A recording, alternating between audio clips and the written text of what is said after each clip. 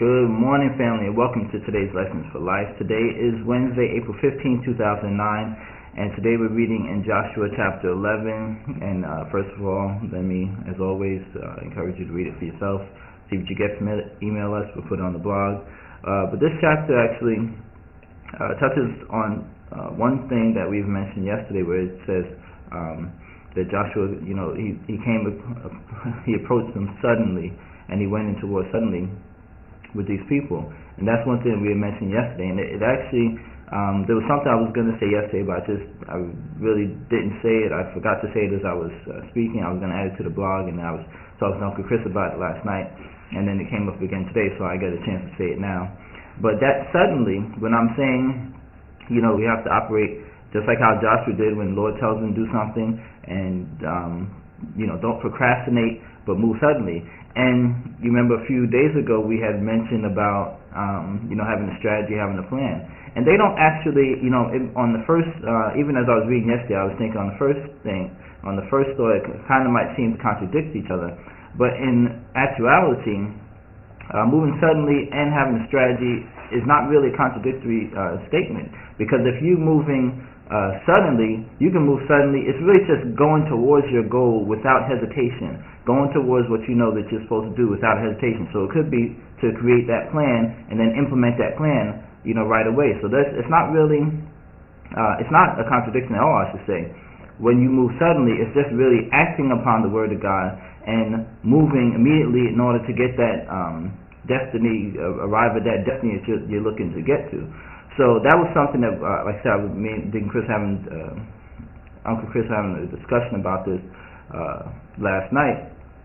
So that's what I wanted to share partly for today. Another thing, as I was reading this particular chapter, and this is something Mom and I were talking about last night too, just even about yesterday's chapter, and I would see it again in this chapter, how this, if you could just imagine this, it seems like to me it's like a scene from a gladiator movie or something. How much of a bloody scene these chapters are painting, and how much destruction, how these people are Joshua's destroying these people and killing these people by the sword, and the chariots are just burning them and everything.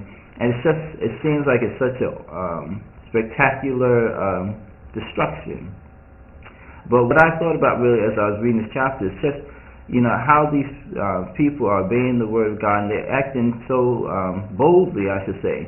And what I really was thinking about was, how we as some people label as Christians, or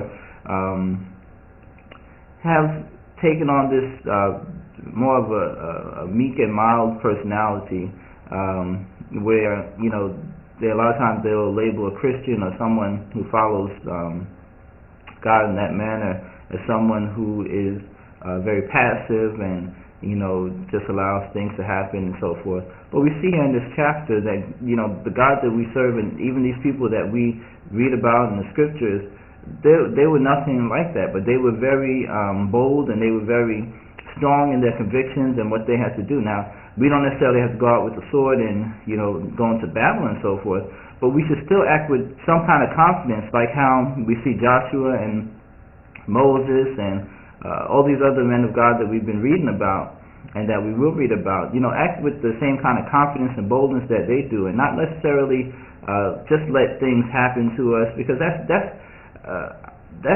really letting other people have an upper hand in our lives.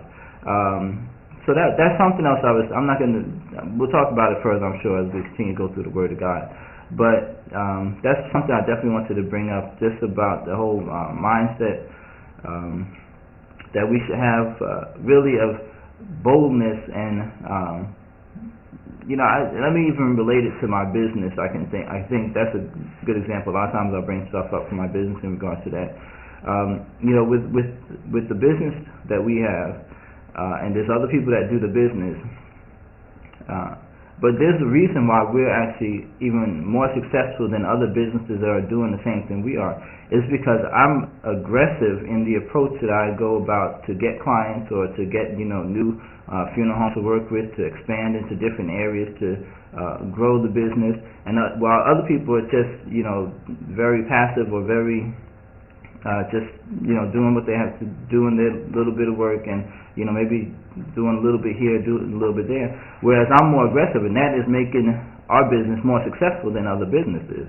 So that's an example of how there is a benefit in really acting boldly. Knowing that the confidence, like I go in confidence, knowing that we provide the best products, we provide the best service, and knowing that even though the business started from the point of us ministering to people, and that's still actually the basis of our business, is where it's a ministry because we're helping people in a particular time of need, but we're still bold in our approach of going about to do it because we know that we can do it better than anybody else out there. So that's how I'm relating this particular chapter of just being bold, being strong in your really in your demonstration of your relationship with God. So that was just a small example. I'm sure you can relate it in other areas of your life if you just think about it. But I think that's something that I really want to get across to you, my children. Other people watch the broadcast, of course. But as you go about, as you go through life, be bold in your conviction. Be bold with what you're doing, knowing that your relationship with God is going to cause you to have victory, going to cause you to have success, and going to make you be prosperous. No matter what everybody else might be doing, your relationship with God is the key thing that's going to help you to be successful with whatever you're going to do. So that's what I'm sharing for today's Lessons for Life. Create yourself a wonderfully blessed day today, and we'll talk again tomorrow.